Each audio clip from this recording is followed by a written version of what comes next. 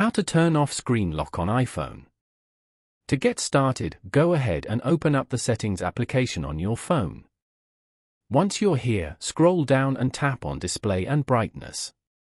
This page allows you to adjust the screen brightness, switch between light and dark appearance, enable True Tone, and configure other display-related settings.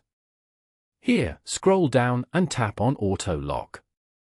From here, you can choose the auto lock timing for your lock screen. If you do not want the screen to be locked, then select Never. This means your screen will not be auto-locked even if you do not use your phone. Note that your iPhone may use more energy with this setting. Following these steps, you can easily turn off screen lock on iPhone. Thank you for watching.